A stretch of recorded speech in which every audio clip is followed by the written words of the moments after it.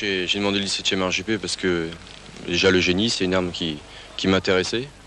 Bon, puis les parachutistes pour les sauts et puis connaître un peu les outre-mer, l'Afrique, enfin tout.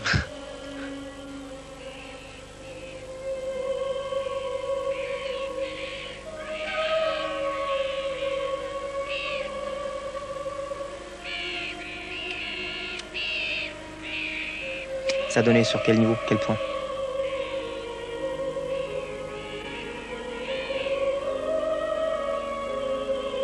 Bah, des choses qu'on a appris qu'on faisait pas bien en France.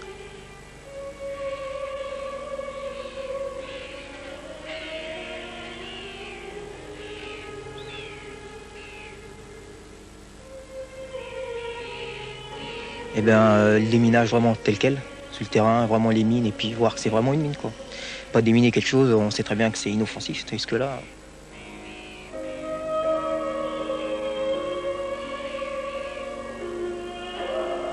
La première fois, on n'y pense pas. La première fois, c'est comme en parachute. On fait pas attention, on sait pas ce que c'est. C'est après qu'on réfléchit, une fois que c'est fini.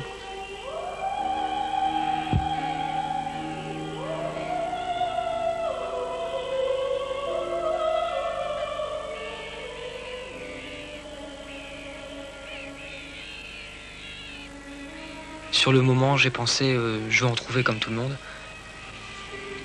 Les autres n'ont rien eu. Pourquoi moi j'aurais quelque chose? Et je suis pas plus bête qu'un autre. Je vois pas pourquoi j'y ai.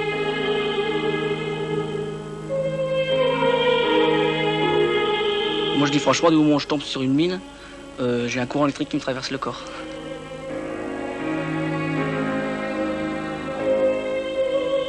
Enfin, du moment où je crois que c'est une mine. Parce que du moment où elle est cachée, on ne sait pas ce que c'est. Si c'est une boîte de conserve de sardines, eh ben, ça sera une boîte de conserve, mais la frayeur sera la même.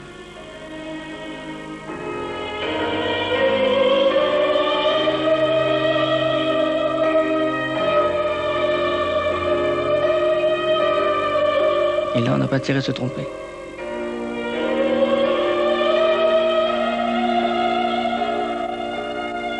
Là, c'est le remerciement aux instructeurs de bien nous avoir appris pendant les classes.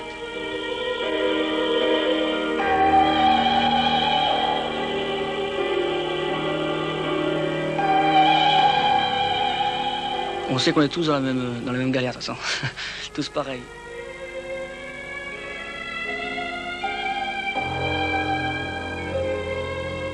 Et quand l'équipe a fini, eh ben, on souffre tous.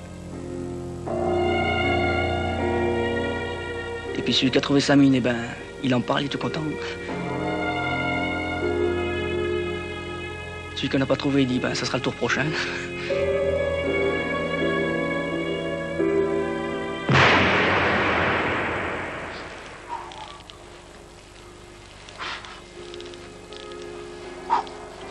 Un matin, tout le monde était encore en train de dormir, hein. Et puis on a crié avion. Déjà sur le coup, les gens n'y croyaient pas tellement. Et puis à l'ouverture des yeux, on s'est aperçu qu'il y avait pas mal de parachutes en l'air.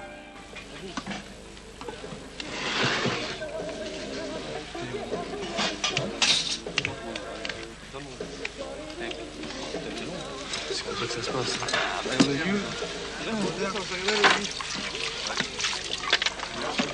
Tu vas ce matin avec nous, ça dit ou pas?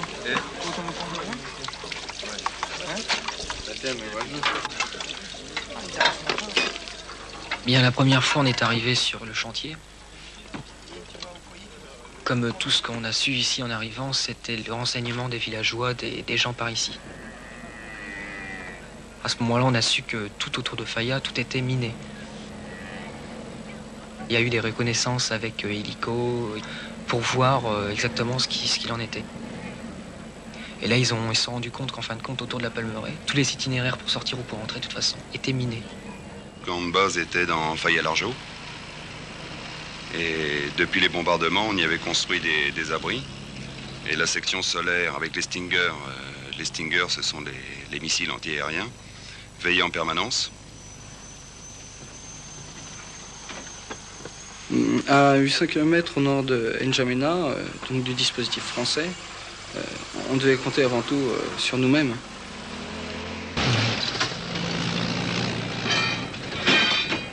C'est là où on se remettait en condition, nous et le matériel. À partir du camp, les sections gagnaient leur zone de travail pour plusieurs jours, plus ou moins loin.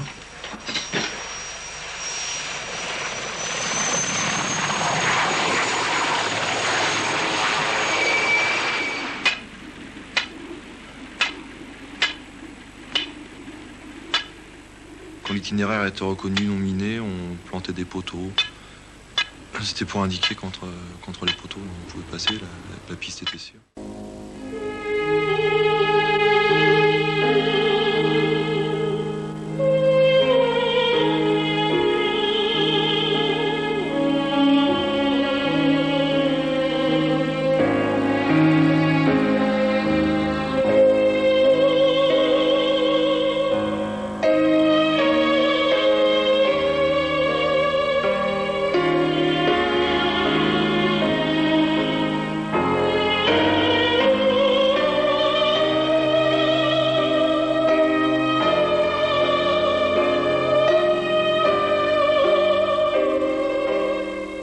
On a récupéré tout au long des semaines plus de 5000 mines et près de 7000 obus ou bombes non explosées, un peu partout sur le terrain.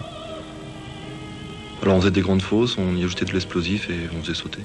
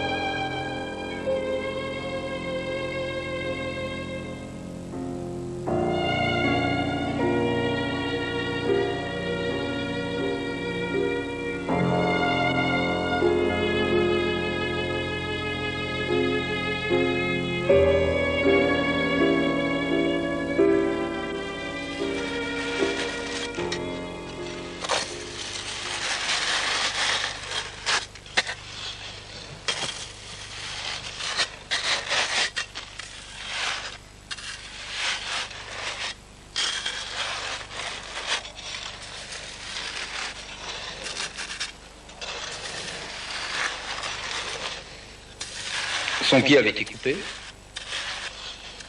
Il restait retenu par le tendon d'Achille. Il n'y avait plus de chaussures. Il n'y avait plus de chaussettes. Les doigts de pied étaient extrêmement bien distincts, pas touchés du tout. Seul le pied était coupé à hauteur de la cheville.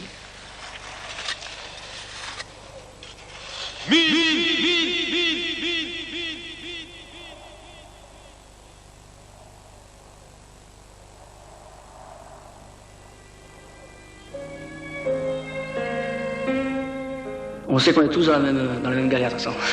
Tous pareils.